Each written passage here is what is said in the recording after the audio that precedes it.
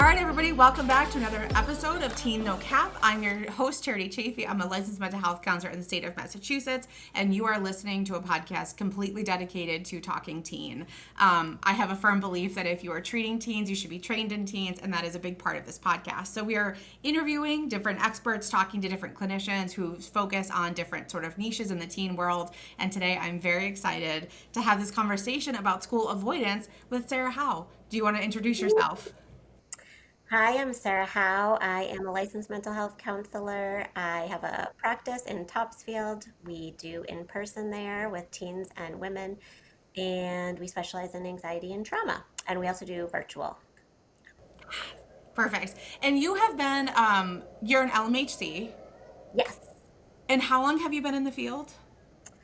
I graduated 2011, and so I always think like since 2010 when I was doing the real internship, the 4 day a week internship. So now I say like 16 years now that it's 2026. Yeah. Okay, perfect. Well, welcome. I'm so glad to have you here today. I know we have connected on lots of different things, and I'm so excited because you actually, and I didn't realize this when we were messaging, you have kind of a specialty in school avoidance. I love the idea. Yeah, it is like a micro specialty, I would say for sure. Yeah, school avoidance. It's just so, I don't know, it just captivates me because I feel like there's so many things like misunderstood about it. And I find, it's just so multifaceted. It's often not like what it looks like on the surface, and people's attempts to try to help are often exacerbating things until they get a therapist involved to kind of like break down what's really going on. Yeah, no, that's fair. I see this so much in my teens. And it is one of those things I think is like widely misunderstood. And I think that there is a lot of like force or expectation behind it, which makes it, I think, like more complicated for teens to like do the thing that they like either need to do or want to do for themselves. Um, but I'd love for you. So give me like a quick snippet, like what is like school avoidance truly? Yeah, I think of school avoidance as any time that something stressful is happening at school that's contributing to a buildup of anxiety, and the child or teen is um, trying their best to reduce that anxiety, and they find that avoiding the anxiety producing event, which is school or whatever's happening at school, or well, we can get into other things, sometimes past trauma, stuff like that. But avoiding the second that they avoid school, like their anxiety goes down and then it fuels itself. So I really just look at it as anytime a child is starting to avoid school, once they do, their anxiety goes down, but it's now been amplified. Got you. Okay. Is there like a difference between school avoidance and like just not wanting to go or like an ODD or something like that?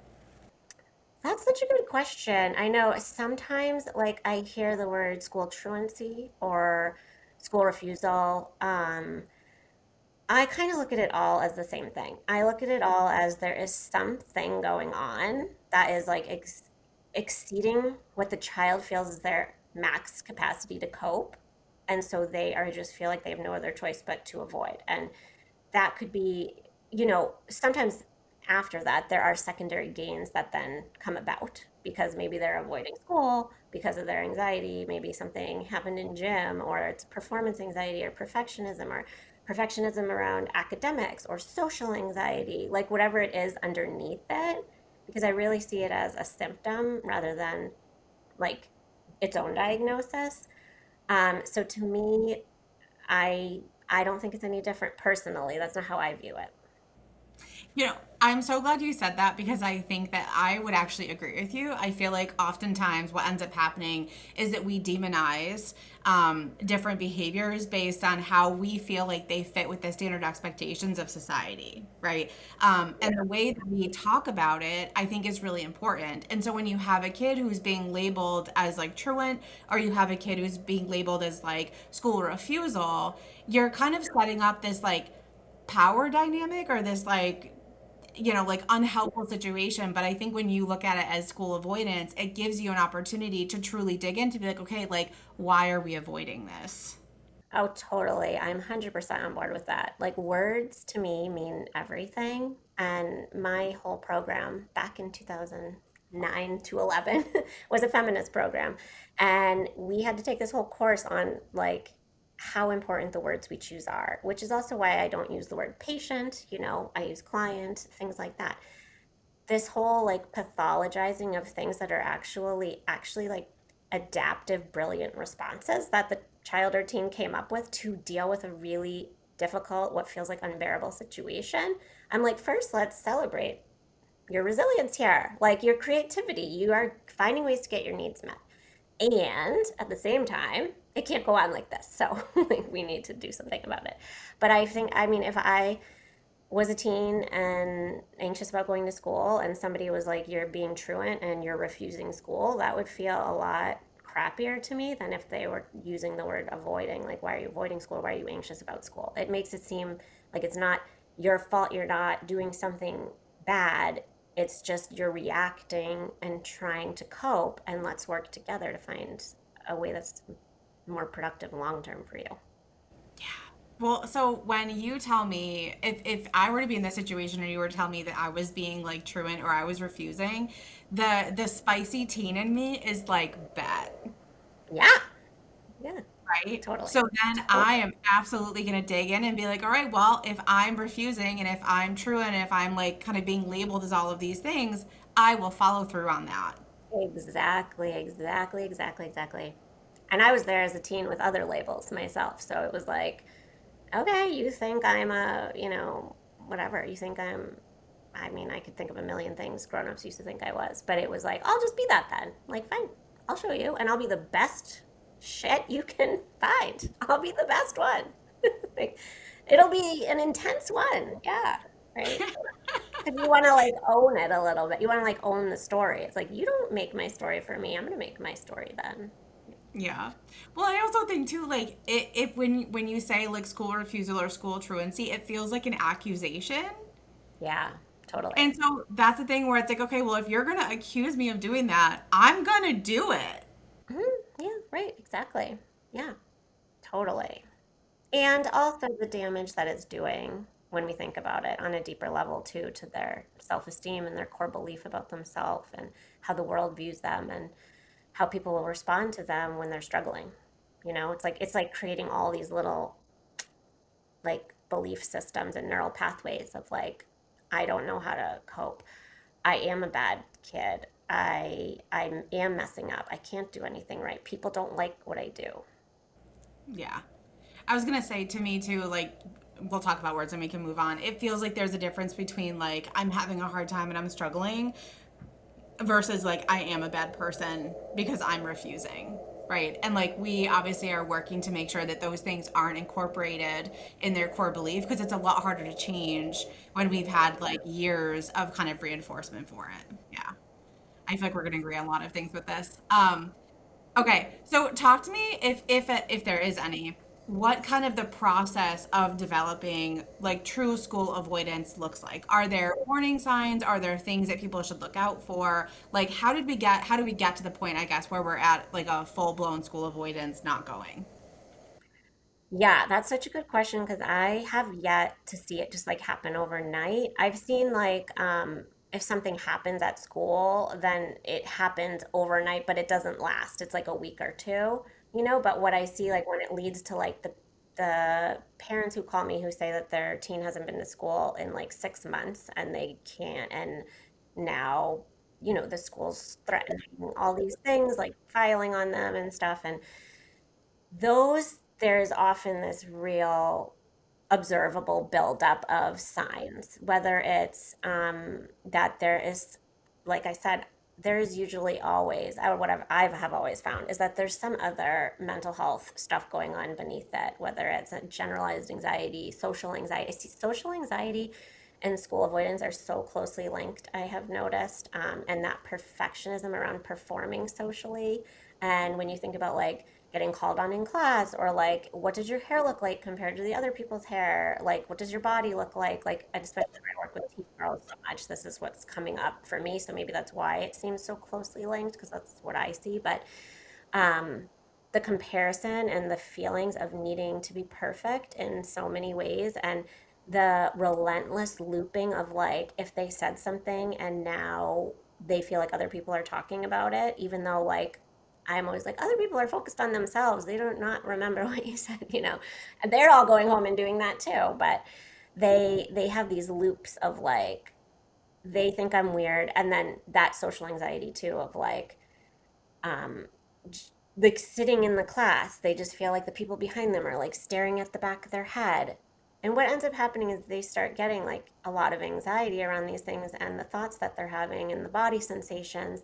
And then I notice they'll start to come up with creative ways to avoid school, whether it's that they're sick or, you know, something like sometimes I see it's like they can really get their parent on their side, and in particular the mom. I've noticed like because you know we're moms and we are like we get it girl, like no I don't want to put you through that, like you know if they're like mom something really bad happened like with Tiffany and I can't go tomorrow because I have no one to stay with at lunch and Tiffany took my two friends and now I'm going to be like eating alone and everybody's going to make fun of me, and maybe the mom will be like okay we'll have a mental health day. And not to blame the mom because dads do it too, but I think there is something about we're just more we can be a little more emotionally attuned and therefore more empathetic. So when we hear that, we feel more like compelled to be like, I'll help you, I'll save you.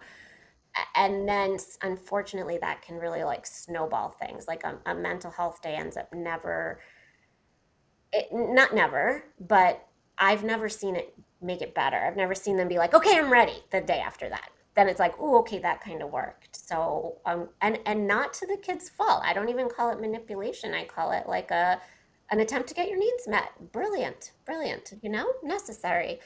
Um, so, and then I see that there might be like difficulty falling asleep, depending on the age of the kid or the teen, like the younger, like the tweens, they might start having difficulty falling asleep the night before school, saying their belly hurts, and they're not doing it thinking they'll get out of school. They're just are having those true somatic symptoms of anxiety in anticipation of going. When they're at school, the nurse is calling home, you know, they're here again. They say they have a bellyache, but they seem fine. You know, what do you think? And then again, if the parent goes and picks the child up or the teen, I don't see that ever doing something good in the end. Like it tends to then the teen feels relieved, the child feels relieved. Okay, I got out of it. I'm home. It feels so good. It feels so good. Like I've avoided plenty of things that make me anxious, and it feels so good to be like, oh, I don't have to do that. Thank God. And unfortunately, that just taught the whole anxiety cycle to learn this is what we do when we're anxious. We can just do this. It'll go down. We'll feel better. And it kind of like feeds the loop again. Like I tell it's like putting fertilizer all over the cycle. So now it's just going to be harder the next time you feel that way at school. Yeah. Yeah. It reminds me a lot. I've been like deep into training for like my Mustang, and doing a lot of different like liberty work with him, and it's been a really fun experience. But one of the things that my trainer always says is that horses don't learn from the pressure, they learn from the release of pressure. And it's really Mm, interesting because when we're thinking about horses, horses are very fight flight creatures, right? Like they're very attuned, they're hypersensitive, like, you know, they're going to get out of there if they need to. And that has come up so often when I'm thinking about like nervous system stuff, when I'm thinking about like kids who have like developed maybe like habits that I'm like, that's not really going to help serve you long term. And it's interesting because you're literally talking about how like they're learning from the release of that anxiety, right? Like when the anxiety goes away, they're like, ah, this is the thing I need, right? Um, which is just so interesting that like it kind of lines up with that. yeah, it really does. And it reminds me of like one common saying I'm talking to parents about, and the kid, depending on the age, is like, the goal isn't to remove the anxiety in order for you to re-enter school. It's to learn how to tolerate the anxiety and still go to school. And the good news is that will help it go down. Like I'm not saying you just suffer this way forever, but the goal is to learn to be okay with those sensations in your body. And especially like one other thing I see in this trajectory is if they have a panic attack at school. And I see parents react to that as like, "Oh my God, this is so bad. They obviously like cannot be at school. They had a real panic attack." And it's like, but people have panic attacks though, like, really helping like normalize, like, it's okay, nobody has ever died of a panic attack in the history of the world. They won't kill you, it's just your body thinks you're in danger, and it'll learn that you're not in danger. And I know it feels like you are socially, it sure does, but like it will. So that's another thing. I think once they start having panic attacks at school, I notice parents can feel more like protective, which sometimes inadvertently makes it worse, unfortunately, which as a parent, I understand. It's like I say all of this, and then I have a daughter who I like do this too. So, well, I have two daughters, but yeah, one of them in particular. Yeah. Well, I think that's the thing. Like, obviously, like, we're not demonizing any part of the system, right? Like, everybody is there with the intention to try to be helpful, to do their best. And I think that's part of, I'm going to make the assumption here, part of like working with school avoidance is that you're working with the entire system that's there so that everybody understands their role and that we can give parents and schools and all of the stuff the skills they really need to help support the kid to be able to tolerate that. So, and to point out too, like, I think this is such an interesting thing. And for some reason, when we got into this like over pathologizing space, we also got into the part where like normal human experiences are now like not good. And I think that like there is a certain level of like, whether you're going to a new school, you're starting college, you're driving a car for the first time, you have to have skills to be able to manage those situations. And like anxiety in itself is not bad, right? It's like, to me, it's the inability to manage it and to really experience that and to like, and then I think once we demonize a feeling, it makes it that much scarier when it comes back. Oh my gosh, 100%, 100%. And that's something I've noticed shifting over the last like almost like 8 years. I feel like our generation of parents, like me and you, we have so much social media information saying, and like luckily we're therapists, so we don't take the bait, we don't fall for the fear mongering stuff. But like other parents do, because no fault of them, they're trying to protect their kid. But there's a lot of influencers with no mental health training just saying things like, "You're gonna traumatize your kid if you make them like." Go to school when they're anxious about going to school. Just homeschool them. Or they're saying things like that. Or like, don't hold any boundaries with them. Just let them be. And like, what is going on? Because parents are like getting afraid. Like so many of my friends are like afraid to like set limits for their 5 and 6 year olds. I'm like, but they want that so bad. They want that so bad. They don't know that. They're not telling you that, but I'm telling you. Like you're not going to traumatize them by like telling them they can't, whatever it is, stay in the pool past the time you said we have to go. Like that's not gonna traumatize them. It's gonna help them learn that they can feel angry and disappointed, and it will be okay, and you still love them. That's a great time to learn that feeling. And I try to explain it a lot of times as like, and when I worked in the schools too, with a lot of parents of my students, of like, it's like building their emotional immune system. Like if we parent to protect too much at this age, they're not getting those little vaccines of like a little dose of an emotional experience that's uncomfortable so they can learn to build up that like grit for it and tolerance of it and figure out what their coping skills are and understand it won't last forever, and they don't get to experience that. So then when they're getting older and these bigger hits are coming, like middle school, when they're very aware of social rejection, and it means a lot different than it did in kindergarten, like they don't know what to do, because when they were in kindergarten, maybe the parent stepped in a lot to say like, they're being left out, can we invite them to this lunch bunch, like just kind of out of protection, which is, as a mom, I get it. It is unbearable to think of our kids being like left out, or especially someone being mean to them. It's unbearable, but it's also is sometimes part of development, is learning how to cope with like not being invited to the party or not winning the game or whatever it is.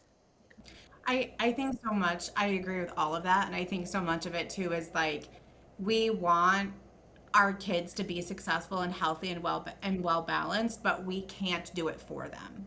So like we want that for them, but they're the ones that have to put in the work and the energy and the effort.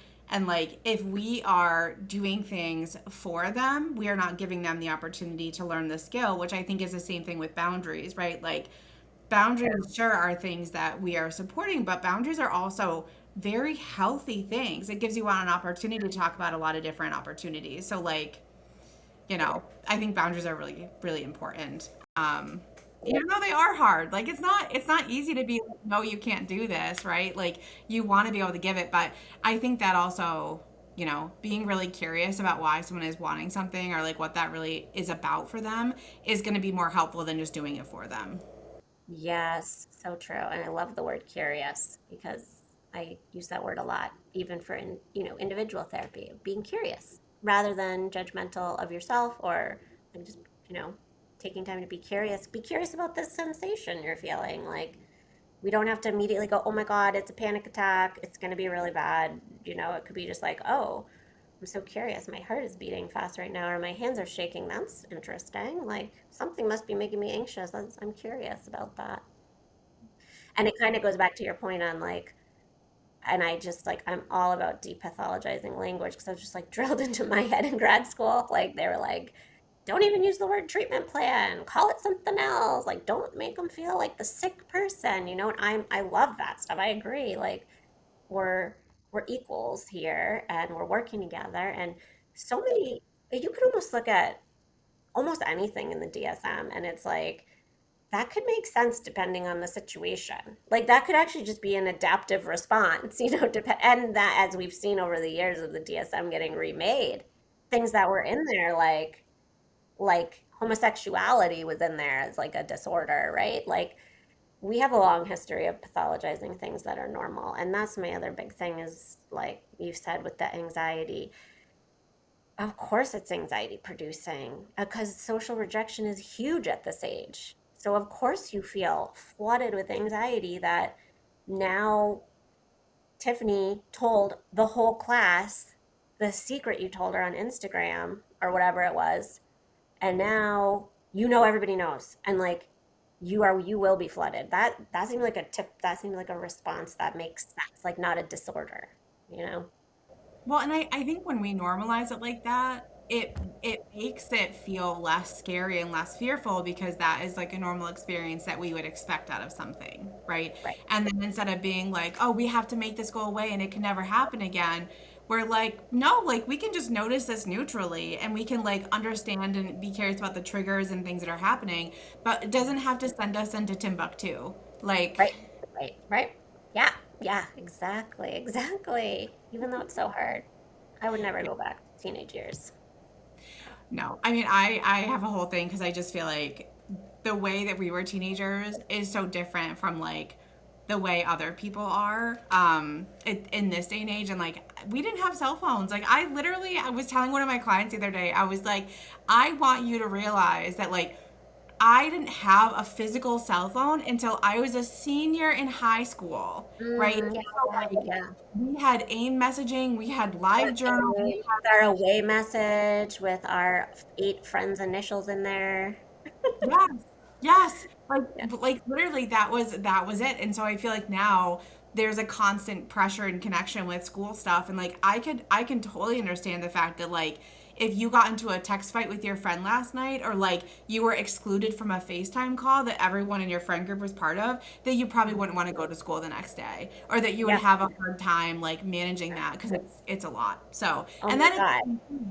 you don't know who's talking about you behind your back because like all these phones are out everywhere and it's very like Yeah, and you don't know who's recording you, but you just made me think like it's like the worst part of my day in high school was lunch if I didn't have like a good friend in that lunch. Like it would be like freaking A, how am I gonna get through this? Like find ways to avoid the lunchroom at lunch, go to the bathroom for 30 minutes, whatever it was. But it's like now that lunchroom never goes away because of the technology. It's just like always an opportunity to feel like people don't like you. There's no one to talk to. You're the weird person sitting by yourself. It's like that just never goes away. It was just 30 minutes of my day, but it's like an all day and all night thing now, which is really sad. I don't know what's going to happen with that. But ban all of it. I'm just kidding. I know we can't do that. Okay. So It'd be so nice. Okay, so we've talked, I think, a lot about like some trigger stuff. We've talked about like, what are some key indicators that might make it look like your client or your teen is struggling with school avoidance. I'm curious, like when you are working with someone with school avoidance, how do you like collaborate and pair with the team at school to like help like figure that out? Yeah, well, I definitely love to, with the parents' permission and the kids' permission, which so far everybody has agreed. I really like to give psycho ed to anybody involved because even really well-meaning, great, even like school counselors, really great at their job, and but they might inadvertently be exacerbating this as well, like letting them come to their office for too long all day. Um, Out of care and love, but it is exacerbating it. Or, you know, working with if they, well, one thing is like sometimes I will get kids who come in, they're like, the doctor wrote a note, like the parent will be like, the doctor wrote a note that like they don't have to go to like, I don't know, like they don't have to go to the second half of their day. They get dismissed now because of their anxiety. And I'm like, oh, okay. So I have to like talk to the doctor. And it's like, I do titrated exposure plans, right? Like, there might be a time where we're saying, like, let's take art off the table so we get the kid into school for 6 weeks, and then we're going to introduce art because we're doing a gradual exposure. If that's their 10 on their ladder, but like walking into the school is like a 3, we're going to start here. Um, so it's a very temporary thing, but that's not the intention of these letters. These letters are like, I want it in the IEP for the rest of their school career, that like they never ever have to go to art ever again. Or I see at the extreme too, like saying they should be homeschooled or tutored at home. And I'm like, oh, that makes me so sad because that is not going to help this kid's anxiety. And we have to remember there's a whole future happening that's going to happen, and they need to learn how to do this. So it's a lot of really using reflective listening and listening to everybody's concerns first, and then explaining like what the science shows about the anxiety cycle and what fuels it, and then coaching people, parents and school personnel, around titrated exposure, that we're going to do psycho ed with not just those individuals but the teen, and then we need the teen's buy-in, and there's a lot of creative ways to do that. We need the parents buy-in to be able to tolerate it when the child is saying, or the teen, like, I'm not going to go, still I'm having a panic attack at the whole thought of this. Like, how do we coach the parent through tolerating that, because they might feel really anxious thinking, what if I'm doing the wrong thing, right? And so it's a lot of coaching in that sense. And then I like to talk about like how are we now gonna, like, building the ladder of exposure with the teen, and then we get everybody on board that like this is what's happening. So if they haven't been to school in 6 months, and this is something I used to get wrong. I used to work at a therapeutic school, and we had a lot of school avoidant kids that ended up with us because they wouldn't go to their main school. It was a therapeutic high school and middle school, and I used to do exposure therapy with them to their original school because the goal was to get them back in there. And I would say, like, okay, we're going to drive to the parking lot today. And then tomorrow we're going to go parking lot and get out and walk to the door. And then the next day we're going to like walk in the door.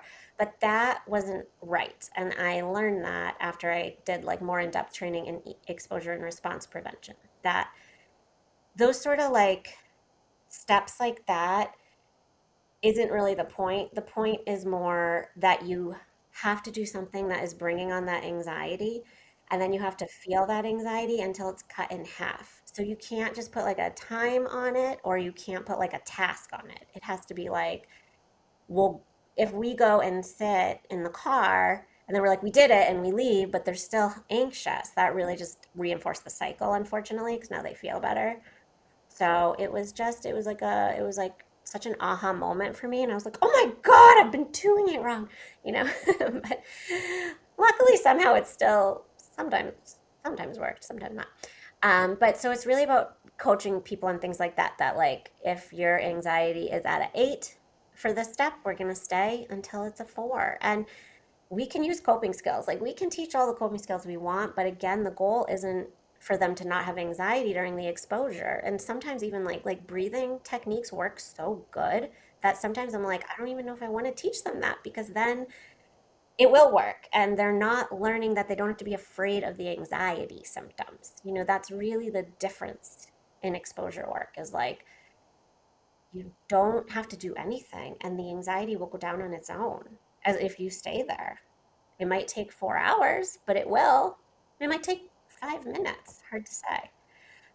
So really just helping coach everybody on that, on those steps, and getting everybody to agree. And again, not shame and not pathologize the teen or the parents. And that is another hard thing. Like when I get involved with schools, is sometimes I notice they're like upset and they feel like they do sometimes tend to have views about the parents' role being like really counterproductive, or that the kid is being very manipulative and stuff like that. And I'm just trying to remind them that like this is real anxiety. Sometimes they're like, they don't even look anxious when they're at school. They have friends.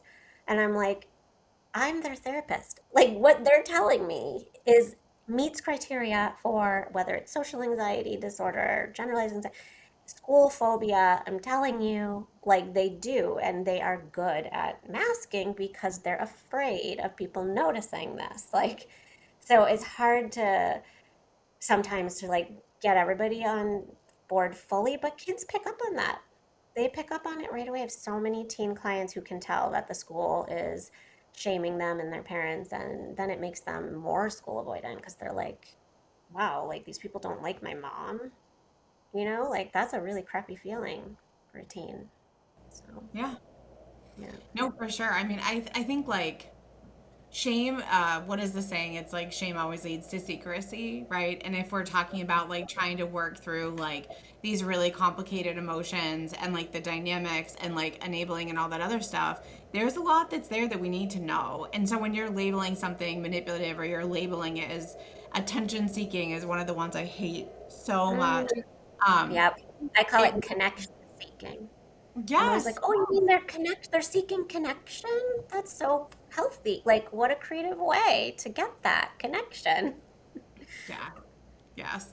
I agree with you. And it's like, I think like we inadvertently, and I know that there's lots of parents who do this, but they do it because they think that it'll be helpful. But I think that one of the things that I have seen as a bigger pattern is that like a lot of the parents that I work with, they were encouraged to change by shame. And so they Mm, like made themselves into whatever that needed to be. And now I'm kind of like, yeah, but like shame already naturally exists in a lot of spaces. And so mm, like, we need to like add shame in order to like provoke change. And my thing is always like, no, right? mhm, Like yeah, not yeah. necessarily a novel thing, but I think that there are inadvertently a lot of situations that happen that like teens do feel shameful. But I think that's part of why like as their therapist, when they're talking to you about this, like we have lots of information about the clients we work with. We may not be saying it straight out about like this very direct thing, but we have lots of intel, right, about Right. like what they need and what would be helpful and how they function and work. And like we are a wealth of information. Yeah, and like we're the therapist here, and we understand you have concerns, but and some schools are so great and so collaborative, and other it's person to person. It does make me sad. Like it does end up being a big part of my work sometimes to get schools to just shift from this mother, that sort of mentality, or like this, she just sits home and watches TV all day and blah, blah, blah, like that sort of stuff. I'm like, oh, okay, well, like let's focus on like there's something major going on for this kid. And as a parent, you could understand how anxiety producing that would be. And this is all just everybody doing their best to try, as a parent, the amount of pressure and you have to like bring your kid to school when they're that scared of school. It feels unnatural. I had to do this when my kid took swim lessons. And I was like telling the swim guy, because he's like, you're one of those annoying moms. So I was like in the pool, and he's like, this isn't like a mommy, like play. This isn't one of those joint swim things. I mean, and she's like, mommy, help me. And he's like, kick your feet, Hazel, kick your feet, Hazel. And I'm watching this and I can't help myself. I get in the pool, right? Like, I know what this feels like. It's so hard. When your child is like, I'm so scared. I can't do it, mom. Help me. Or dad, help me to be like, no, you're going. It's hard. And yet it's the right thing. It's like, I love you so much. I know you can do this. We're going to do it in steps that don't overwhelm you. We're in this together. High in warmth, high in boundaries and expectations, holding that. It's so hard. It's so hard. Yeah, no, for sure.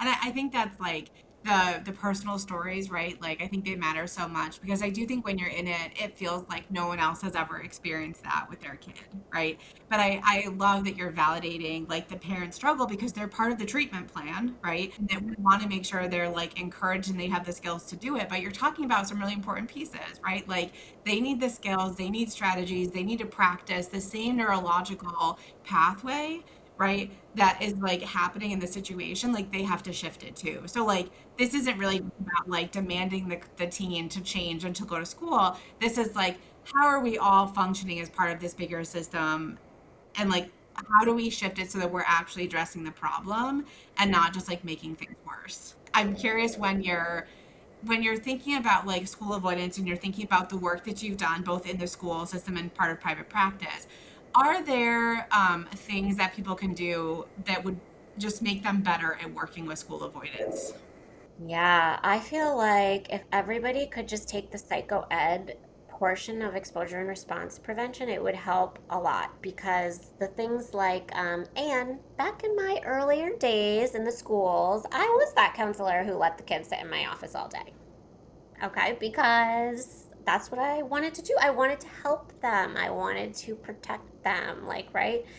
And and I learned over time how quickly that actually made things worse. I didn't need to take an ERP training to learn that. I learned that in my first year being in the schools of like I think it's because when I did my internship back in 2010, I was with an adjustment counselor who at a high school who had like four kids hanging out in her room all day every day. So I kind of thought like this is like normal.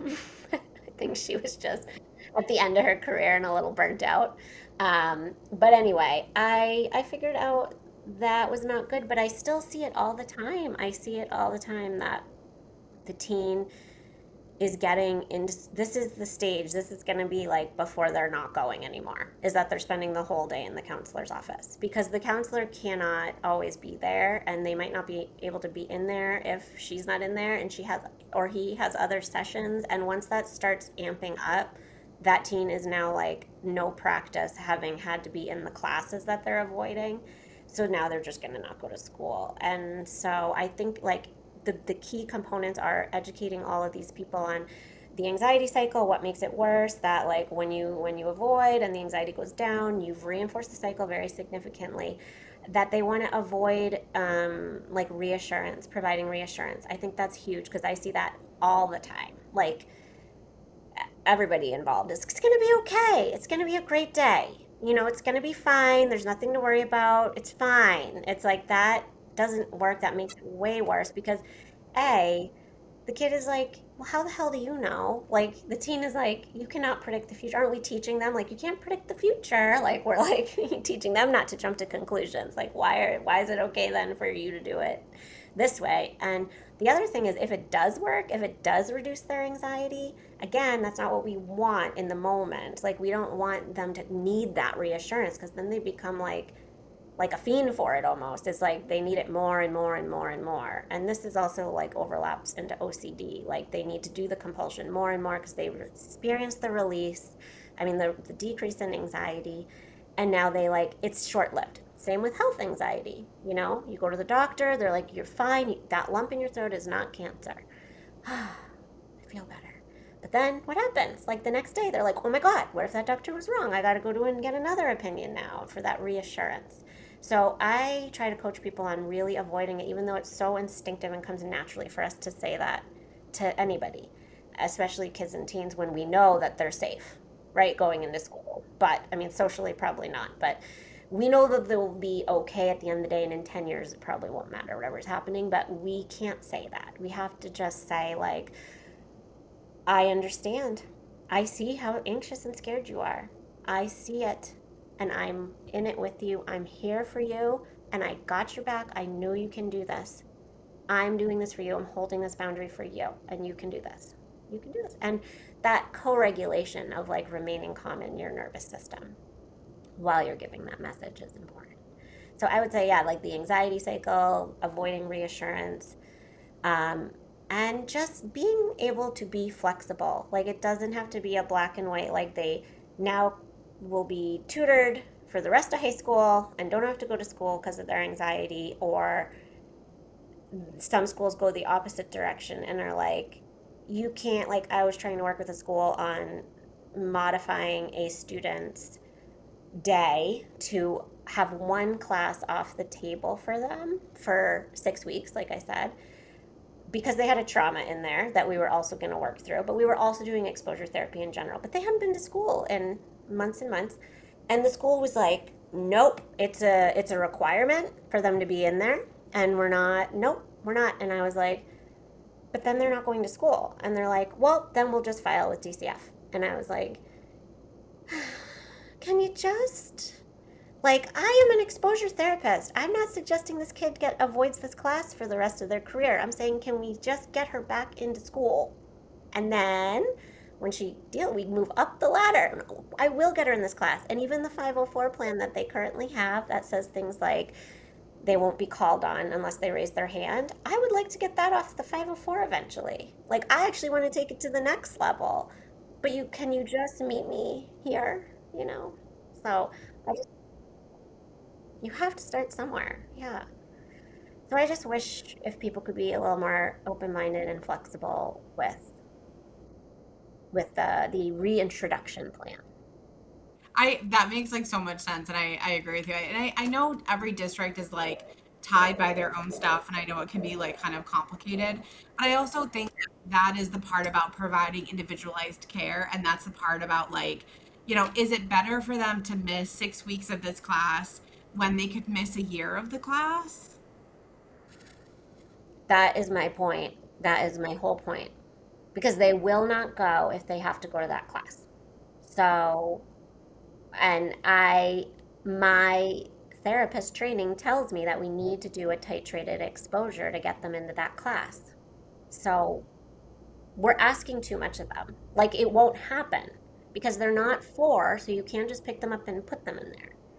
Like, what are you actually doing then to get the teen in? Even when the parent has done all the things, like they're aware of any secondary gains and they've stopped those, and it's really just truly just the only thing is the avoidance of the anxiety. We have to titrate that. Like we can't just no. Like I'm not gonna when I still have a fear of like public speaking, but this is my third podcast. And the first one I was like trembling that I did. And now I don't feel anxious at all. But you can't put me in front of like a TED talk, like a live TED talk yet. Like I'm working my way up there, you know? I have the belief that you will get there. And I think you did a really great job today talking through like all of this. And like I know school avoidance is something that I think people label really harshly.